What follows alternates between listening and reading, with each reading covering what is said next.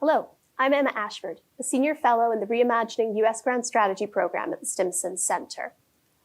Welcome to the Strategy Sessions, a series of discussions with forward-looking, out-of-the-box thinkers on the future of U.S. grand strategy. Joining us today is Zack Cooper, a Senior Fellow at the American Enterprise Institute and a lecturer at Princeton University. Welcome, Zack. Thanks, Emma. Delighted to be here. So as you know, these discussions are covering a wide range of ground, but I want to start with some general questions about how you see U.S. foreign policy. And I think in particular, I want to ask you how you see the world that is emerging, right? I think we all at this point know that we're moving past the unipolar moment or the post-Cold War moment. But I'm curious how you see the world that's emerging, what differentiates it from the last 30 years or even the period before that. What's your take? So I've tried to describe this as a world of fragmented multipolarity. And the reason I think it's multipolar is because we're seeing the rise of a number of powers, whether it's China or India, a more independent Europe, a number of rising powers, whether they're Brazil or Indonesia, along with a lot of existing powers that I think are in some degree of relative decline. I would put the US in that category, but probably Japan and a handful of others as well. And so I think when you look at the world, it is multipolar and it's getting more so by the year. But at the same time, it's very fragmented. If you look at the security architecture in Europe, it looks almost unipolar. I barely think that Russia counts as a pole at this point. If you look at the security architecture in the Indo-Pacific, it's pretty clearly bipolar at this moment. And then if you look elsewhere, maybe in Africa or Latin America or the Middle East, it looks more multipolar to me. So I think the world is becoming more multipolar, but also it's fragmented based on the issue sets that we're looking at and the regions that we're looking at. And I think this is just much more complex than anything we've dealt with. I mean, for most of my lifetime, we either had the bipolar Cold War order or we had the unipolar moment. And now we have something which is just incredibly messy. And I think it's part of why those of us in Washington have had a hard time getting our hands around what this world looks like right now and what it's going to look like in the future. So I think one of the common arguments against multipolarity is this notion that there's still, maybe in the Taiwan Strait, China could challenge the US militarily, but elsewhere there is still no other power that really can challenge the US in the military space. But as you're saying, across domains, that looks quite different. I mean, do you think that's going to persist? Or is this something where the military edge is going to follow some of these other indicators? So I think the military dynamic has, in many ways, changed less than some of the other areas, right? I mean, look around the world at the top trading partners, and you'll see that the US had a huge number of countries with which it was their top trading partner for years. And China has supplanted us with most of those countries. And the US is going down that list quickly as we put tariffs on everyone, including our closest allies and partners. If you look at the technology sphere, however, I think that tends to be an area where actually the US still has a significant lead. China is certainly catching up, but not yet nearly as advanced in many areas as the United States. So I think it's varied across all these issue sets. The one thing I'd say on the military side is there's a question of both how capable the US military is. And I agree, our dominance has been challenged in East Asia. I don't think we have primacy anymore. I don't think we've had primacy for quite some time in East Asia. That doesn't mean that we're not the most dominant player elsewhere in the world. But I also think we have to acknowledge that the American people aren't so sure why we should play this dominant role everywhere. And they're therefore questioning the logic of American engagement. And I think over time in both the Republican and the Democratic parties, that's going to lead towards this push for some degree of prioritization. And so even if today we still have a significant edge over most of our competitors, I think in certain areas that may erode over time. Yeah, so this is, I think, actually a really good setup to the next big question, which is if you see us emerging into this sort of fragmented, multipolar world, what role do you envisage for the US in this world? And you could answer this one of two ways, right? You could say what you think we should be doing, or where you suspect we might end up, and those might not be the same. Yeah, boy, I think what we should be doing is making some really difficult strategic choices. And I think we're not doing that yet. You know, we have a Trump administration now, which I heard from many of my friends in the current administration was going to really execute the pivot to Asia. They were going to focus on China. The one thing we've seen so far is a shift of forces towards the Middle East, which is precisely what everyone told us wasn't going to happen under President Trump, at least in the second term. And so that's actually a similar story to what we've heard from the Biden administration, you know, from the first Trump administration, from the Obama administration. So we often say that we're going to make these tough choices, but at the end of the day, we're not actually structured to do this. And I think part of the reason is, let's be honest, as a strategic community, we've been able to get away without having to make really tough choices for a very long time because we've just been so powerful. And I think now we're seeing that both the American people want us to make some decisions about where we're going to expend our resources, but also the strategic circumstances dictate this. And yet, as strategic thinkers, we're having a hard time doing this. And I think that's the challenge before us. And that's part of why I think this project you're doing is so important. So, I mean, I guess I was going to ask you next, you know, if you were going to design US foreign policy for the future, you know, what would be your guiding principles, 2 or 3 things? I mean, it sounds like you're saying that prioritization and hard choices is one of those guiding principles. But I mean, anything else that you would throw in there for policymakers? Yeah. As you know, I'm a big believer in the power of alliances and partnerships. I think they magnify our power when they're handled properly. I think, therefore, the investment of resources in Europe and Asia is still warranted. If we are smart about how we work with our allies in NATO, with our treaty allies in the Indo-Pacific and a number of our partners, I think they magnify American power and they help us pursue American interests. So my view is we can prioritize, but we shouldn't think of this in a binary way. A little bit of effort, I think, by the United States and Europe can go a really long way, both for maintaining European security, but also for, let's be very blunt, maintaining some degree of American control over what happens in a part of the world that we think is really important. And let's be honest, that was part of the logic of why we built these alliances in the first place after the Second World War. I think the area where we still have a lot of resources invested, which has a harder argument, is the Middle East. And you've written very thoughtfully about this for years. Initially, when Americans talked about our commitment to the Middle East, part of the reason was we needed the Middle East for energy resources. This is changing, right? We've become more and more energy independent, huge exporter on the global market. And at the end of the day, that means that the Middle East strategically is just not as important as it used to be. So if it were me and I was having to make hard decisions about the areas of the world where maybe we don't get quite as much return on our investment, I think if I had to compare Europe and Asia and the Middle East would probably be the area that I would look to pull back to some degree. I'm not saying I would get out entirely, but I think we're going to have to trim our engagement there over time. Yeah, I mean, it's something I'm always just struck by is, I think it was during his first campaign, was Donald Trump, the person who didn't know anything about foreign policy and still really doesn't, but he was the one who said, oh, we're just in the Middle East defending China's oil, which is a one-sentence distillation of a strategic reality that Washington doesn't quite seem to grasp yet. It's fascinating. I do want to drill down into the alliances question, though, because your paper for this project and a lot of your work recently has focused on questions of, coalition building in multipolarity, whether the US can do this. So I guess let's start with the basics, right? Do coalitions in multipolarity look different than they do in other systems? I think the answer is yes. And the main difference is that in a bipolar system, the kinds of alliances you get tend to be really, really strong and almost fixed, right?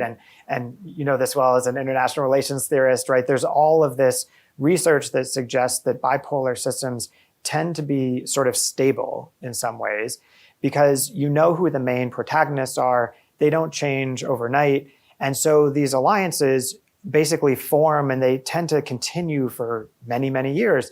You know, of course, our alliances changed significantly across the Cold War, but there was a lot of continuity. In a multipolar system, what you tend to get is changing groups of countries that are aligned on different issue sets.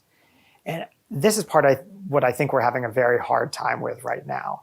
We have alliances, and I don't think we should get rid of those alliances, but we also now have these groupings of countries, some of which aren't allies, and we need to work with them very closely. My view is that the way to think about this is that every coalition that we build should have a very clear focus and an objective. And the countries that are part of that coalition should be built around that objective. And if they can contribute to it, great. If they can't, they shouldn't be in it, which means more countries is not better. In fact, more countries can slow down progress towards a very specific goal. They can water down what that coalition can do.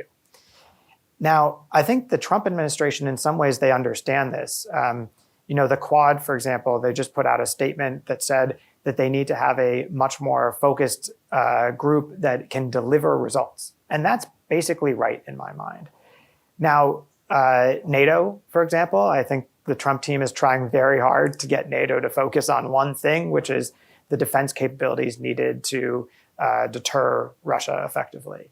I think some of our other mini-lateral groupings have become a bit amorphous, frankly, and I don't think that those are necessarily fit for purpose.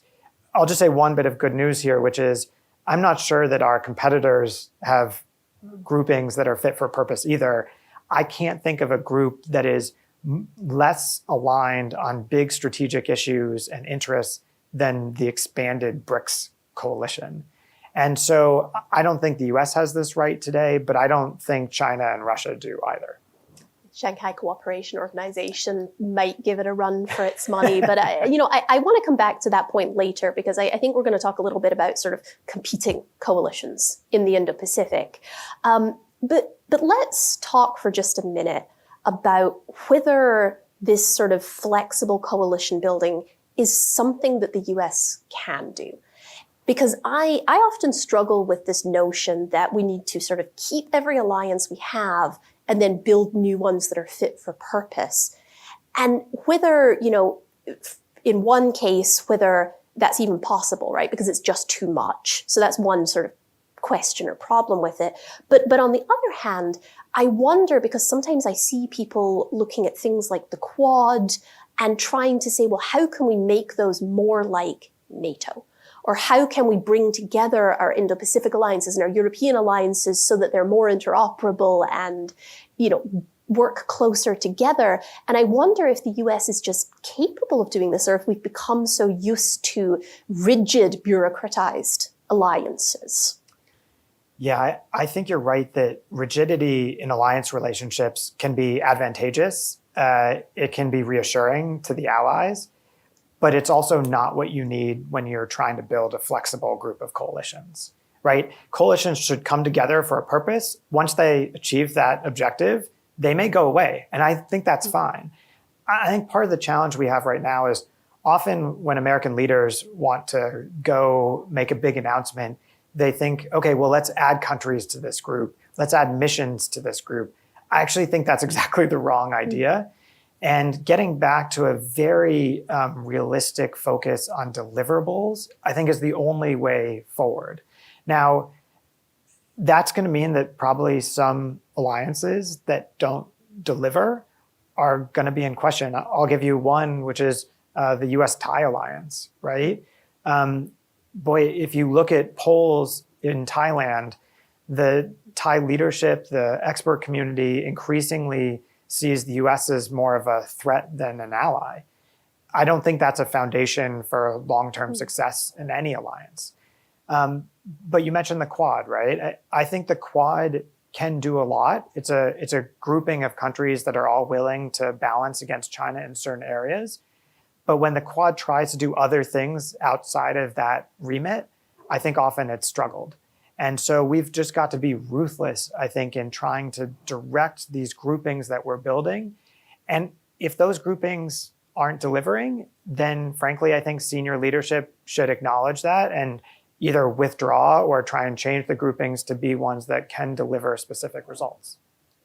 So, I mean, I guess a question that comes up a lot here is whether the United States, particularly in the era of Donald Trump, is a reliable enough partner for other states to want to trust it. And I think we've seen, a lot of these cases recently where states are basically saying, well, the US said one thing on Afghanistan and then the withdrawal was so sudden we didn't expect it. Or, the Trump administration the first time around wanted burden sharing but didn't do much about it. Biden said, no, the US is back, and now Trump is back and it's back to burden sharing. And so you're so unreliable, we can't actually build a strategy around the US.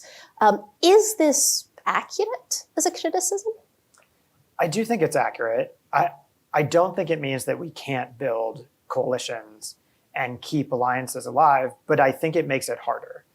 And the madman theory, this idea that being unpredictable is good, theoretically, it's true that being unpredictable with adversaries makes them maybe give you more room because they're less confident that if they test you, that they know what you'll do.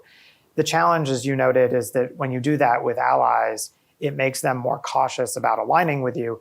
It may make them step up and spend more money on defense, but it doesn't mean that they're spending money on the things you want them to spend it on. They may be duplicating capabilities that the US brought to bear previously because they are not sure if they can count on Washington. But I do think there's a set of countries that don't have exit options. In other words, if the US isn't there, they don't have another choice of who to rely on. I'll give you an example, which is if you're the Philippines, if the US doesn't support the Philippines is going to have to make some pretty drastic changes to its foreign policy. And so I don't think you'll see the Philippines or Japan or Australia fundamentally changing their foreign policy and de-aligning from the United States. I do think that they're going to be taking some actions that make them somewhat less reliant, but I think we're still hugely important. And there's a great poll that just came out a few days ago, which basically demonstrated that if you ask in South Korea and Japan who their key ally is, the answer is still the United States. Yes, you get more people that also say that the US is one of the greatest threats to those countries. But at the end of the day, they still want Washington to be deeply engaged, and they're willing to accept some of that friction as the cost of doing business. So one of the things that comes up a lot, and you mentioned this earlier in the conversations about multipolarity, is that it's not like bipolarity where a lot of states don't have this choice, but that many states now do have more choice. So you gave a couple of examples of states where aligning with the US just remains a very obvious position. Are there states that fall into that other category that give you concern? There are a lot of states that I think don't want to broadly align with the US. I think India is a good example. In the Indo-Pacific, Indonesia is another good example. They have real frustrations with Washington, concerns about some US policies, and yet there are areas where they will align with us. And I think this is why, if you are thinking of the world in terms of sort of a bipolar world in which you're either aligned with the US or aligned with China, a lot of policymakers in Washington are going to be disappointed because most countries don't want to clearly align with the US against China. But they might work with the US very closely in a coalition on critical minerals. And at the end of the day, isn't that really what we're asking them to do, is work with us on a specific objective? So that's why I'm a little bit more positive about our ability to operate effectively. But we have to acknowledge this is a much more complex world, which is going to require a lot from the policymakers who are trying to execute this strategy. They're going to have to know these countries well. They're going to have to engage at different times with different leaders on different opportunities, functional or regional. And boy, it's going to be so much more complex than just going to a NATO summit and trying to do all of your business at one big meeting with all of Europe. This is about creating different groups on different issues, and seizing the moment when those countries might be willing to really press ahead on a specific issue set. Yeah, and potentially with some, issue areas where you might end up with conflict. I'm thinking of things like, Turkey wanting to buy F-35s and also Russian S-400s. There are definitely going to be places where, you might have to draw a line with some countries. And I think most countries inherently, when they have to make decisions like that, are going to accept that there's some risk to working with the US. And that's been clear before Donald Trump also, right? But I think it's particularly clear now that the US may be a little bit less dependable than we used to be. But also there's some value to them in working in areas where our interests are aligned. And so an old mentor of mine used to say, when we have alliances with countries, this is not done out of generosity on America's behalf. And I think sometimes we've made a mistake in Washington in trying to tell our foreign partners that, look, we're doing this to help you out. No, we're doing this because it's in our interest and it helps us. And it also happens to help you. But that's really where I think there are opportunities. And so I think being a little bit more honest sometimes about that reality would help reassure countries we're not doing this to be benevolent. We're doing this because it's in our own distinct interest.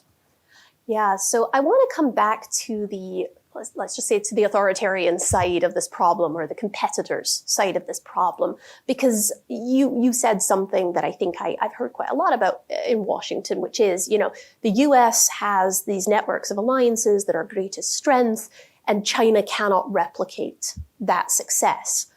But I've also seen China, very successfully working with a variety of states in the way that you're kind of describing, right? If you go out to the Gulf, you'll see Chinese EVs everywhere, and Chinese construction companies are building a bunch of these new mega developments.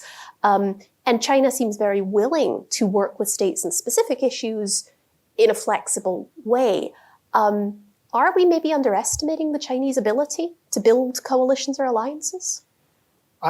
I think you're right that the Chinese have been quite effective at building these sort of more amorphous groups and relationships that may be issue specific, but are really important to the countries that are involved. And, a lot of us poo-poo the Belt and Road Initiative, but it's been really important to a lot of countries in Africa and Latin America and Southeast Asia.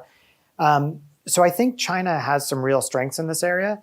Part of the reason is they didn't have an option to create major brand new alliances because the US had it's like if we played a pickup basketball game and we got to choose our partners first. Out of the top 20 economies, we got to choose about 12, 13. And a lot of those are the more stable countries that we got to pick. And so if you're China, well, if you've already lost, the advanced industrial economies in Europe and Asia, where else do you turn? You can turn to the Middle East, you can turn to Africa, you can turn to Latin America and Southeast Asia. And that's what they've done. And those relationships look very different than our fixed alliances. So I think you're right that Beijing has probably been more capable in this area than people thought. I also believe, however, that Chinese leaders are often not particularly adept at listening to what domestic populations want in the countries that they're dealing with.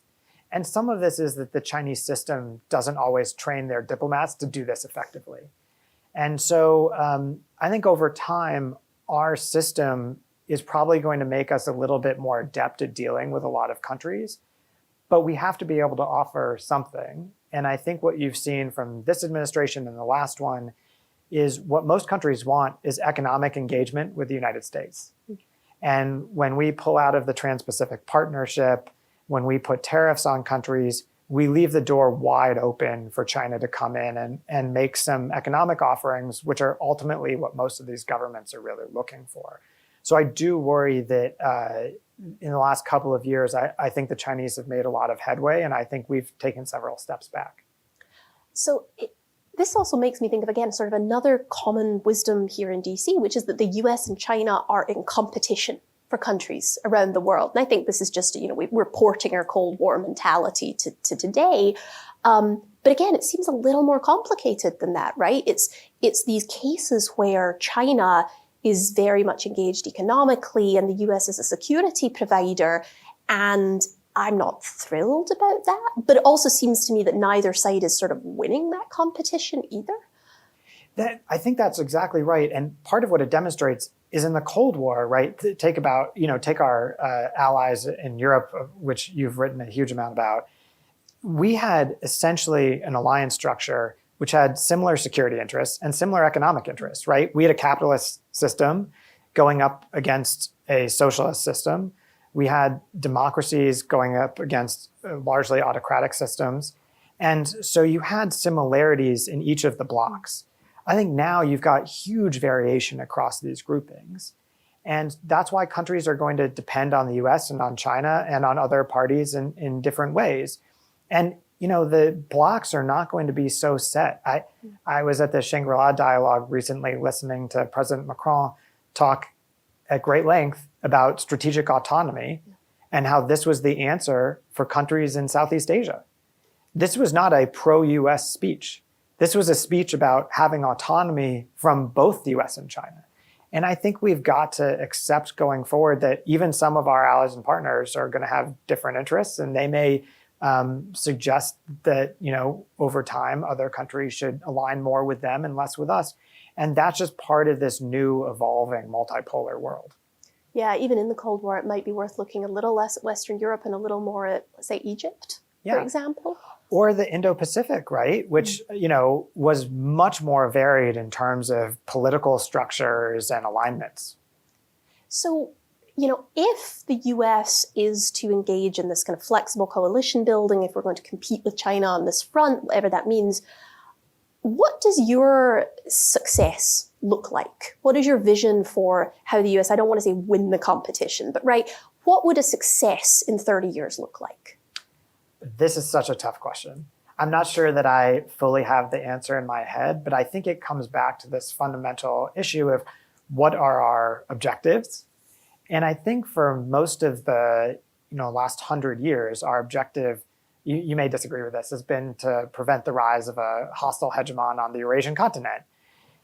I think certainly that's still a piece of this, but the reality is that as US power decreases, we are going to have to be more realistic about our ability to prevent the rise of a hostile hegemon on the Eurasian continent.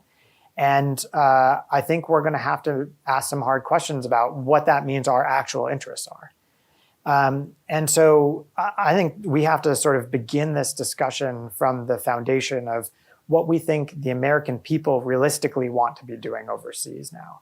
And I mean, it's part of why I'm excited about the project you're doing. I think this is a debate that we can't just have in Washington, and we can't have it in different groups in Washington. You actually have to have agreement between Republicans and Democrats, between people who are more engagement-oriented and people who are more restraint-oriented, between officials and experts in this city in Washington and those out in the rest of the country. And they've got to have maybe not total agreement, but at least alignment on a shared vision. And we just don't have that in either party right now. And I think, to be honest, it's going to take us a while to get there. So I'm trying to get my hands around this, but I don't think I have the answer yet. Well, I'm hopeful that we will get there at some point. So before we wrap up, there's one final question that I'm asking everybody as we go through these podcasts. So here at the Reimagining US Grand Strategy program, we are all about testing assumptions and questioning our priors. And so let me ask you, what is one common assumption about US foreign policy or common wisdom that you personally think we should re-examine or reconsider? We talked a little bit already about US engagement in the Middle East. That's certainly something that I would put on the list. But a second one, which I think is a huge risk that we're not thinking enough about, is the dangers of nuclear proliferation. I think we are heading into a world which, because it's more multipolar, means that US extended deterrence may be weaker, both because the US may not be able to extend deterrence in this way we have in the past, but also because other countries may not be so willing to depend entirely on Washington for extended deterrence. And that may mean that they look much more seriously at nuclear proliferation, including by US allies. And this is something that certainly happened during the Cold War. We had to take very seriously. But, to be honest, we've had almost 40 years where this really wasn't a primary concern for most countries. And I think we could see a chain of countries thinking very seriously about nuclear weapons. We're seeing discussion of this in Europe, whether it's Poland or Germany. We're seeing discussion in South Korea, certainly in the Middle East. And so I don't think we can assume anymore that we're going to be in a world with under 10 nuclear powers. I think we could be in a world 10 years from now where we're talking about 15 or 20. I think that's a much scarier, much more concerning world. And we should be thinking about ways both to prevent that today, but also thinking seriously about what that would mean for our security commitments and our relationships around the world, but especially with those allies who might be proliferating. Yeah, no, that's such a good point. And I think that's one big difference, right? Is we've been in this period where nuclear proliferation was rogue states. It was the axis of evil. It was Iraq and Syria and Iran. And we're shifting into a model where we're talking about Germany and South Korea and allied proliferation, which, as you know, was an issue in the Cold War. But we had to take some quite uncomfortable steps to handle it. So definitely something policymakers are going to have to wrestle with going forward. So I think that's all we have time for today. And I really appreciate you joining us and helping us think through some of the implications of multipolarity and coalitions, and would love to encourage our audience to read the full set of essays on the website. So thank you. Thanks, Emma. Until next time, goodbye.